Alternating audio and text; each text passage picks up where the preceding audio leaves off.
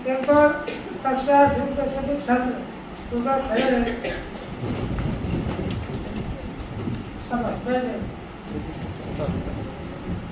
छात्रों, हमारे हिंदी विषय में एक कविता का अध्ययन करेंगे। उस कविता को शुरू करने से पहले मैं आपको एक वीडियो दिखाना चाहता हूँ। वो वीडियो खामोशी से सुनना है और उसका मैं जो प्रश्न पूछूंगा उससे जवाब आपको देना है। ठीक है?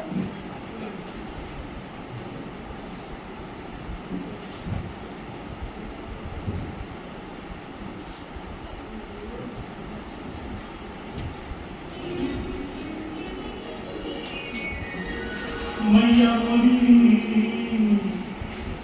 मैया मोरी, मैया मोरी, मैया मोरी, मैया मोरी, मैया मोरी, मैया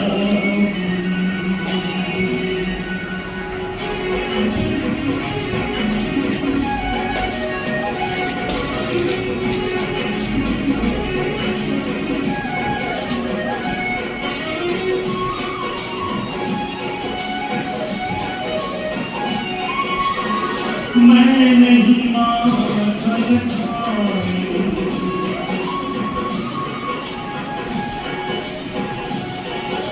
मैया मोरी, मैया मोरी, मैया मोरी, मैं नहीं मैया मोरी, मैं नहीं ओ मैया मोरी, मैं नहीं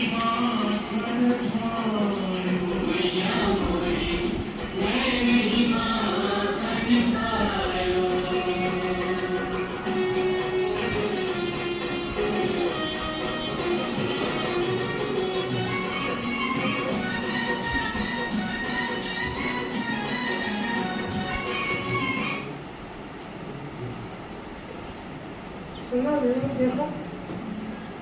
अब इस वीडियो में क्या बताया गया है?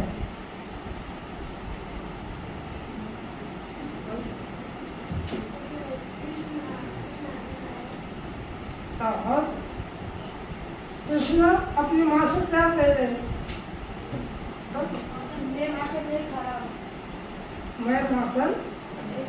मैंने माखन नहीं खाया है। ऐसा अपनी माँ से बोल रहे हैं। अब इसको, इस कविता को या इस गाने को हम दूसरे शब्दों में क्या कहते हैं? कविता की प्रोग्राम मालूम है? कौन से? हाँ, अनमोल वाणी और कविता का और प्रकार कौन से? भजन था तो भजन, ये क्या था? भजन। भजन के अलावा कविता जो हमारे पाठ पुस्तक में होती है और भी कविता के और सारे प्रकार है, उसमें से है भजन। अब दोहा था तो दोहा, दोहा यानी क्या? कविता। दोहा, दोहा इस शब्द का अर्थ कौन बताएगा? दोहा, दो कविता, दो पंक्तियाँ, दो नोट। उन्होंने कहा शुद्ध भाषा में बोले दो नोट, दो पंक्तियों वाली कविता, उसको कहते हैं दोहा। तो कविता में ये सारे प्रकार होते हैं। कविता होती है निसर्ग पर आधारित, कविता होती है भजन जैसी, कविता होती है दोहा, 4 पंक्तियों वाली कविता जिसको मराठी में चारोळी कहा जाता है। 4 पंक्तियों वाली चौपाई। अब 2 पंक्तियों वाली जो कविता है, जैसे उन्होंने कहा दोहा, तो इसी तरह का दोहा आज हम पढ़ने जा रहे हैं। लगभग नंबर है आपके पुस्तक में उसका, अनमोल वाणी दोहा।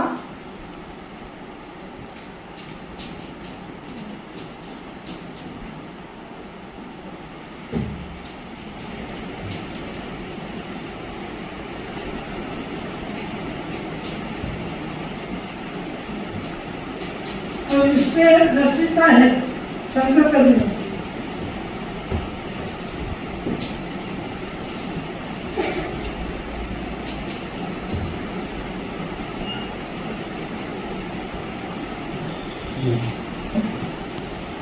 अब ये जो आपके पास किताब है, अब ये कबीर जी है। कबीर जी का जो जन्म है वो कब हुआ? बापू कल से बताए कब हुआ जन्म? हाँ भाई 1300 कहाँ पे हुआ? उत्तर में। और उनकी मृत्यु कब हुई? 1518 कितना? 1518। वह भक्तकालीन के निर्गुण कवि थे। उनके कौन कौन से रचनाएं प्रसिद्ध है? कृतियाँ कौन कौन सी? हाँ और सबक। उनकी जो कृतियाँ है वो है साक्षी, सबक, रामायणी। ये जो 3 कविता संग्रह है, उन कविता संग्रहों को दोहों का संग्रह है। उन दोहों के संग्रह को एक संग्रह में बांधा है, उसको द्विजक नाम दिया है, उसका ग्रंथ हुआ। पहले कबीर जी थे। अब जब तुमने जो कविता, अब ये जो आपके पास किताब है उसी में देखना है, और मैं उसको फिर से वीडियो के माध्यम से गाना में उसका सुनाने वाला हूँ। कविता आपको उसमें अपने किताबों में देखना है।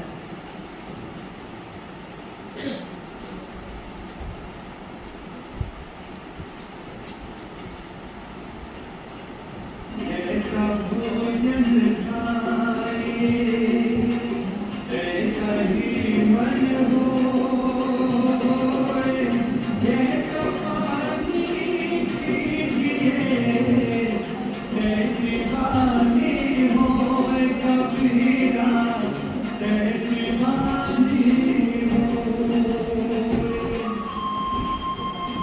जैसी वाणी बोलिए, मन का आभार होए, और इनको शीतल करे, आपो शीतल होए, आपो शीतल होए, पूरा जो देखन मैं जरा, पूरा न मिलिया कोई, जो दिल खोजा अपना, उससे पूरा न कोई कबीरा। अभी मैंने सुनाई उस कविता को आपको मन में पढ़ना है।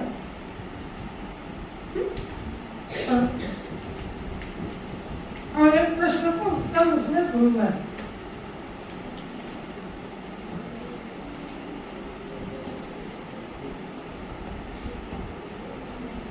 प्रश्न पढ़ो एक बार चल रहा। कबीर जी ने इस दौर में अपनी वाणी को शीतल करने को क्या कहा है? क्यों कहा है? चलो इसका उत्तर ढूंढना है आपको। और साथ साथ जो कठिन शब्द है उन कठिन शब्दों को अंडरलाइन करना। और जिसको आता है इस प्रश्न का उत्तर, उसे सिर्फ हाथ ऊपर उठाना है।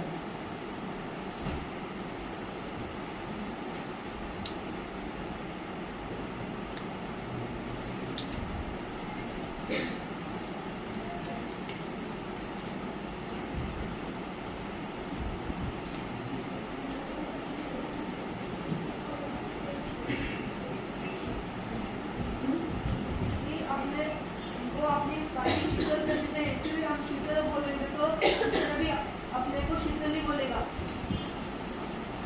मतलब शीतल मतलब हाँ शीतल यानी ठंडा। ठंडा ठंडा और क्या शब्द है उसका? शीतल यानी प्यार से। हमको दूसरों से प्यार से बात करनी पड़ेगी। जैसे लोग कहा शीतल, इसलिए का उसको ठंडा, ठंडा है ना, प्यार से बोलना चाहिए, ना कि गुस्सा करना चाहिए। इसी वजह से कबीर जी इस दोहे में अपनी वाणी को ऐसा करने के लिए कहते हैं शीतल। तो ये जो दोहे हैं कबीर जी के, यह दोहे अपने जीवन में एक महत्वपूर्ण स्थान रखते हैं। इसी वजह से इसको पहले मैं तुमको एक कहा था तो कुछ शब्द है उसमें, तो वो शब्द कौन से वो देखिए, कोई अंडरलाइन किया उसको, अंडरलाइन किया शब्द, इसमें एक शब्द है देखो, वाणी, वाणी है शब्द, शब्द और भाषा, और मतलब उसका बराबर उत्तर की तरफ जा रहा है। वाणी है ना, अपने शब्द, अपना बोलना, वाणी है ना, बोलना। और एक आपा होना, दूसरा शब्द है देखो, आपा होना। आपा होना है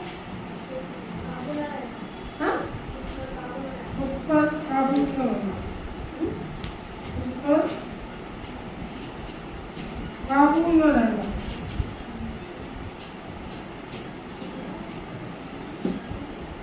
और शब्द है जो कुछ शीतल, शीतल को कहा है उन्होंने ठंडा। तो ये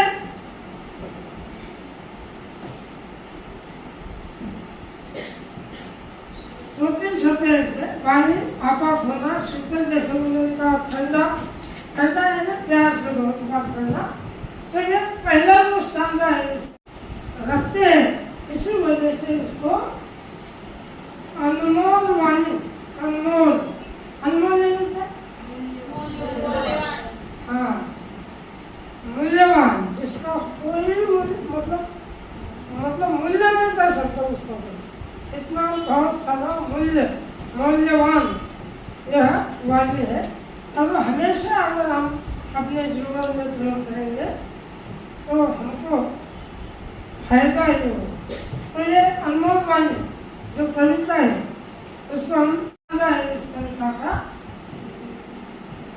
उसके बारे में उन्होंने कहा है कि कौन सा स्टांजा है अपना, जैसा भोजन खाइए वैसा ही मन होए, जैसा पानी पीजिए वैसी पानी। हम जैसा भोजन खाएंगे वैसा हमारे मन में विचार आएगा, जैसा हम पानी पिएंगे वैसे अपनी वाणी होगी, हम दूसरों से वैसा व्यवहार करेंगे। हमें हमेशा अच्छा भोजन खाना चाहिए। अच्छा है ना क्या, जिसमें अलग अलग तरह के जीवन सत्व होते हैं, हमें वो शरीर के लिए उपयोगी होते हैं, ऐसा भोजन खाना चाहिए। जो भोजन है उसका असर अपने शरीर पर होता है, अपने व्यवहार में हो सकता है। इस वजह से हमें भोजन सात्विक, जिसको हम सादा कहेंगे, हम उसको सादा भोजन खाना चाहिए। देखो एक कहानी ऐसी है, एक राजा था, एक राजा ने उस ऋषि को अपने दरबार में खाने के लिए बुलाया। जब खाना खाने बुलाया तब उस ऋषि ने थोड़ी देर में, जब खाना पीना हो गया तो ऋषि जब अपने आश्रम की ओर चल पड़े, तब राजा को ऐसा पता चला कि अपना एक नायाब हार जो है, जो राजा हमेशा पहनता था, वह हार नहीं है, खो गया है। अब वहाँ पे खाना खाने सिर्फ ऋषि आए थे। अब राजा को लगा कि भाई ऋषि को कैसा हम आरोप लगाएंगे जब मेरा हार गया है। तो उन्होंने दरबारी लोग जो रहते उनसे सेनापतियों को, प्रधान जी को, उनको सबको बुलाया और मुझसे चर्चा की। तो मैंने जो खाना खाने के लिए ऋषि मुनियों को बुलाया था और मेरा हाथ तब से ही गायब है या खो गया। अब मुझे ये लग रहा है कि ऋषि को मैं कैसे आरोप निश्चित करूँ? वो तो महंगे व्यक्ति है, बड़े व्यक्ति है, आदरणीय है, उनको कैसे मैं आरोप करूँ?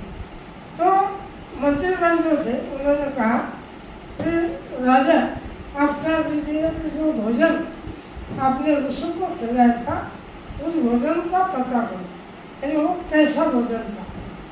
तब राजा ने सारे लोगों को बुलाया जो भोजन बनाते थे, उनको बुलाया और उन्होंने कहा कि तुमने ये जो भोजन था तुमने हमको सबको खिलाया या उस ऋषि मुनि को खिलाया, तो भोजन कहाँ से आया था? तो उस दरबार में जो लोग थे खाना बनाने वाले, उन्होंने कहा कि राजा जी ये जो भोजन था कल रात में हमारे दरबार में, हमारी नगरी में एक चोर के द्वारा वो बरामद किया गया। मतलब वो जो अनाज था वो चोर चुरा कर लेके जा रहा था, तो सिपाही ने उसको पकड़ लिया और वो सवेरे उसी पदार्थ से, उसी अन्न से, मतलब उसी इससे वो पकाया गया और वो भोजन सबको खिलाया गया। तो राजा को आश्चर्य लगा और उनको यहाँ पे सीख मिली इस कहानी से, तो हमें चोरी का माल हमें मेहनत से कमाना है, हमें अच्छे ढंग से कमाना चाहिए, न कि चोरी कर, अपराध कर, भ्रष्टाचार कर। तो ये जो अनाज था वो चोरों द्वारा बरामद किया गया था और वही साधु को खिलाया गया, तो साधु का व्यवहार बदल गया, उसके मन में चोरी करने का ख्याल आया, तो वो हार जो है वो साधु ले गया। ये स्टोरी, ये जो कथा है उससे अलग होती है आगे। तो वो साधु उस अनाज का असर उतरने पर राजा को वापस लौटाता है। आगे उसके कहानी हम देखेंगे, मगर इससे यह सीख मिलती है पहले स्टांजे से या पहले चरण से कि जैसा भोजन कीजिए वैसा ही मन होए, जैसा पानी पीजिए वैसी पानी हो। अब दूसरा जो स्टांजा है वो है ऐसी वाली जो बोली है, मन का आपाक होए, अवलन को शीतल करे, आप हूँ शीतल हो। अब इस चरण में कबीर जी क्या कहते हैं, कैसी वाली बोलना चाहिए हमें? हाँ, शीतल वाली। अब शीतल वाली बोलने से क्या होगा? क्या होगा? लोग आपको पसंद करेंगे, लोग आपको पसंद करेंगे। हाँ, लोग अच्छा बोलेंगे, लोग हमसे भी अच्छा बोलेंगे। जैसे हम उससे साथ बोलेंगे वो भी हमारे साथ बोलेंगे। जैसा हम, हाँ लोग हमसे अच्छा व्यवहार करेंगे, समझ, जैसा हम आपसे उनसे बोलेंगे वैसे ही वो हमसे बोलेंगे। अब इस दोहे में या इस चरण में एक वाक्प्रचार है, आपा खोला, मन का आपा खोला। आपा खोला है क्या किसने बताया था? इस पर काबू न रहे। अब इसको वाक्य में प्रयोग कौन करेगा? आपा खोना, देखो ये शब्द आया है यहाँ पे, आपा खोना, उस पर काबू न रहे। अब इसका वाक्य में प्रयोग कौन करेगा? हाँ, आशा और सत्य में झगड़े हुए थे तब सत्य को आवाज मत करो। सब अच्छा प्रयोग कर दिया। हाँ, मेरा दोस्त जब भी खाना देखता है वो अपना आपा खो देता है। थोड़ा सा उसको अच्छा अलग होगा उसका। हाँ, जब मेरे और मेरे दोस्त के झगड़े हुए तब मेरे आपा खो दिया। अच्छा देखो, खाना खाने का आपा होना है ना, गुस्सा हो जाना, अपने आप पर काबू न रहे। अब उसको उस वाक्य में प्रयोग अगर करेंगे तो इन्होंने कहा कि मेरे और मेरे दोस्त के जब झगड़े हुए तो इतने झगड़े हुए तो मैं मेरे मन का आपा खो गया, यानी मैंने कुछ भी बोल दिया उसको, गाली आ गई, यहाँ तक कि मारने के लिए मैं उसे तैयार था, इतना मतलब मन का आपा खौफ होना, खुद पर काबू न रहे।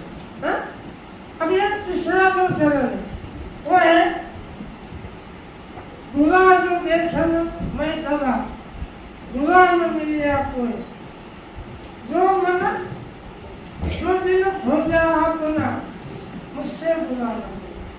अब देखो, हमें दूसरों की गलतियां नहीं करनी चाहिए। यहाँ पे कभी से कहते इस गोहे में कि बुरा जो देखन मैं चला, मैं अगर किसी पे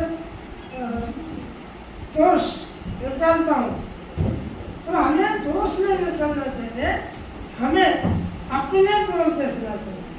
दूसरों की ओर अगर हम उंगली उठाएंगे तो 3 उंगलियां अपने खुद की तरफ होगी।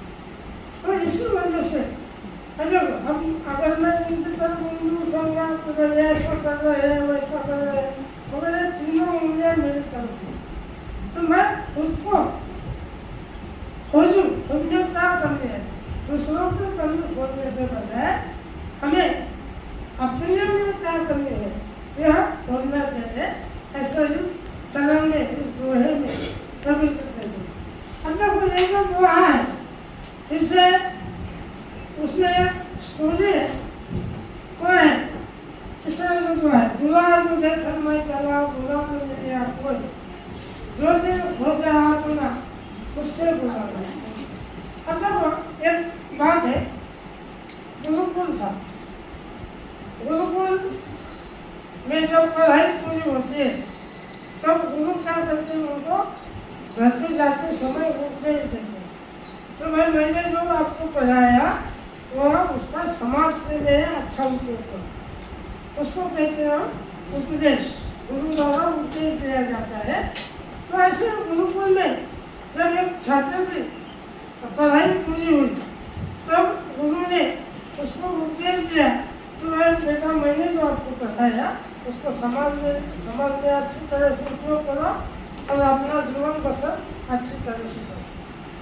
तो जाते समय उस छात्र को उस गुरु ने एक आईना दिया, आईना समझ लो, आईना, हाँ, जिसको महाराज में आशा कर। अब उस गुरु ने उसको आईना दिया। अब उस आईने की विशिष्टता यह थी कि वो आईने में जो भी आदमी देखता था उसमें उसको खुद की बुराइयां नजर आती। यानी आईने में देखा तो मुझमें कितनी बुराई है यह उसमें मुझे दिखता है। अब उस छात्र को उस गुरु ने वो आईना दिया और कहा इस आईने का उपयोग अच्छे ढंग से करो, अच्छी तरह से करो। अब वो आईना लेकर छात्र चला गया अपने गाँव। अब उसको एक मतलब कुतूहल सा निर्माण हुआ, कौन सा, आश्चर्य हुआ। तो भाई ये आईना अगर मैं इसको दिखाऊंगा तो उसकी बुराइयाँ उसको दिखेंगी, उसकी बुराई इसको अगर दिखाऊंगा तो उसकी बुराई। तो वो क्या करा, गाँव में सभी को कोई आया उससे मिलने तो उसको वो आईना दिखा, देखो तुम्हें इतनी बुराई है। ये अगर मिल जाए तो उसको कहते थे ये देखो बुराई है इसमें इतनी। तो ये सारे लोग उससे परेशान हुए। तो भैया ऐसा कैसा आईना है उसने लाया, और हम अगर उसको मिलने मिले गए, जो बातें अगर मुझसे बोलना नहीं चाहता तो कम से कम हमें जो बुराइयाँ ना मिले। तो लोग नाराज होने लगे। अब वो नाराज होने लगे तो वो छात्र के माँ बाप ने कहा तो बेटा आप फिर से गुरुकुल जाओ और वो आईना जो है वो अपने गुरु को वापस दो। तो गुरु के पास वो छात्र गया तो गुरु ने कहा तो बेटा मैंने आपको इस आईने का अच्छी तरह से उपयोग करने के लिए कहा था, मैंने ये उपदेश दिया था आपको अच्छी तरह से उपयोग करना है, लोगों की बुराइयाँ मत देखो, अपने खुद की जो बुराइयाँ है वह देखो। तो वो गुरु ने वो आईना उसको खुद को दिखाया और कहा कि देखो इतनी बुराइयाँ तुम में है और तुम लोगों की बुराइयाँ गिना रहे हो, देख रहे हो। तो वो छात्रों को पता चला तो वह दूसरों में बुराइयाँ खोजने से पहले हमें कितनी बुराइयाँ है, हमें कौन सी कमी है वह खोजना चाहिए और उस बुराइयों को, उस कमी को हमें दूर करना चाहिए। तो ये 3 दोहे हमने पढ़े। अब तक ये दोहे जो है किताबें हमको बंद करने हैं और मैं कुछ प्रश्न पूछूंगा, उस प्रश्न के उत्तर देंगे।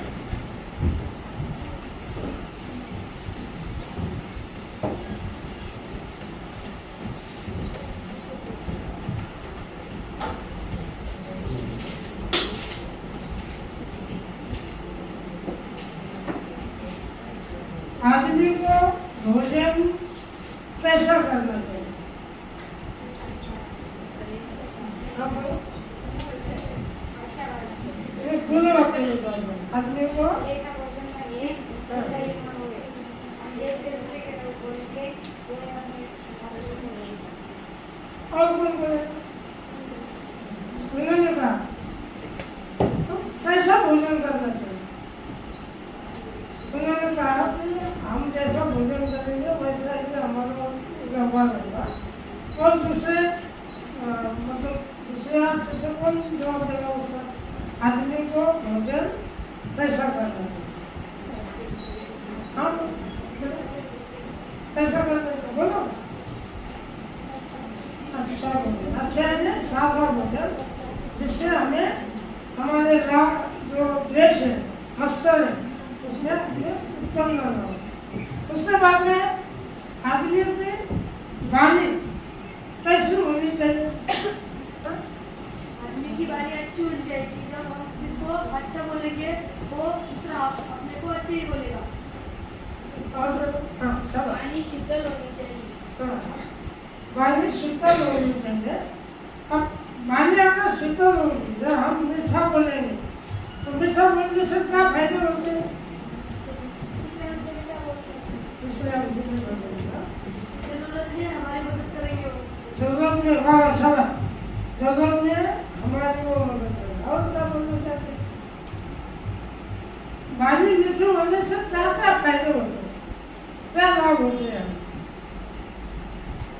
इन्होंने शब्द होते हैं कि हम अगर दूसरों को अच्छी बात करेंगे तो जरूरत में वो आदमी हमसे अच्छा व्यवहार करेंगे, हमें मदद करेंगे। उसके बाद हमें बुरा क्यों नहीं देखना चाहिए? दूसरों में बुरा क्यों नहीं देखना? हाँ? कि वो हमसे नाराज हो जाएंगे। हाँ, और हमसे नाराज हो जाएंगे। तो हमें बुरा क्यों नहीं देखना चाहिए? दूसरे शब्द में कौन बताएगा? इन्होंने अच्छा कहा। हम अगर हमने बुराइयां है तो दूसरों को बुरा मत मतलब सोचो या दूसरों के बारे में बुरा मत देखो। खुद में अपनी कमियां ढूंढो। खुद हम अगर इतने बुरे हैं तो हमने जो बुराइयां है वह तो इस तरह से यह दोहे थे कभी जिसको हम अनमोल वाली जिसका कोई मोल नहीं, ऐसी वाली जो हमेशा अपने जीवन में उपयोगी होती है। तो ये जो संत है कभी ये जो दोहे दो पंक्तियों वाली कविता दोहा, हाँ इसका हमने आज देखा। अब कुछ प्रश्न है और दोबारा से तो उसका उत्तर देना है।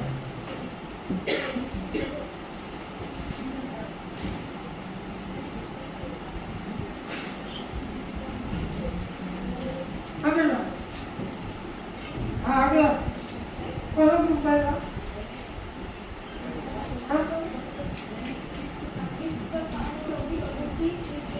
पहला ऐसी वाणी बोलिए मन का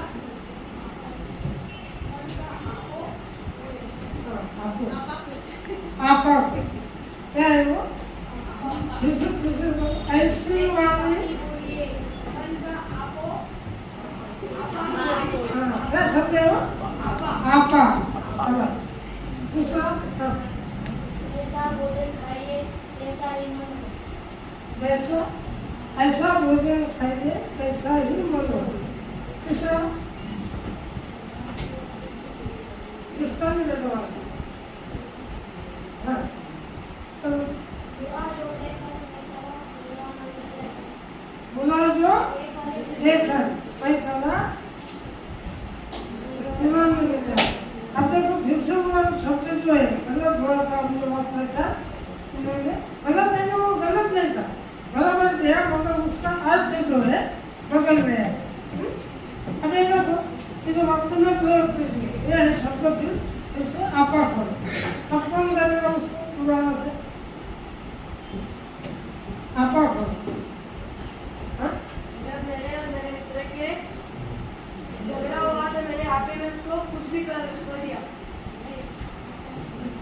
आपने मैंने कुछ भी कहा, अच्छा प्रयास किया, मगर मतलब सही ढंग से कौन करेगा उसको?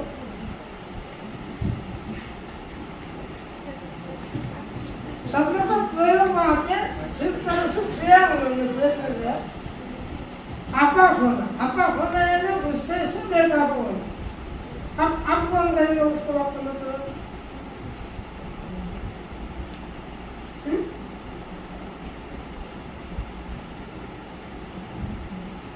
बोलो, कुछ भी बोलो ना, कुछ भी वाक्य में प्रयोग करो उसको। हाँ?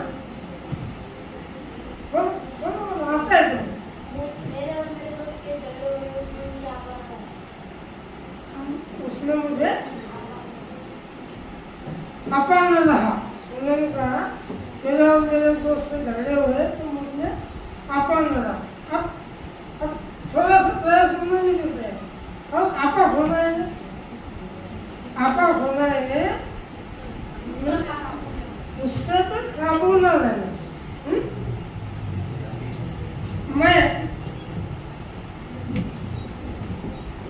मेरे बड़ों से, मतलब मेरे घर पे आए हुए मेहमानों से अच्छी तरह से बात नहीं कर रहा था, उनसे झगड़ा कर रहा था, तो मेरी माँ का गुस्सा बेकाबू हो गया। मेरे माँ खुद पर आपा में रख सकती, मतलब माँ ने मुझे डांटा, तो बड़ों से ऐसा लोग तो इस तरह से ये अपने पहले प्रश्न है, उस प्रश्न को लिख लेना है। ये इधर बेटा, एक नंबर यहाँ पे जितना है बराबर है, इधर आ वहाँ से चमकता है। कबीर जी, हाँ कबीर जी, फिर से पढ़ो। कबीर जी ने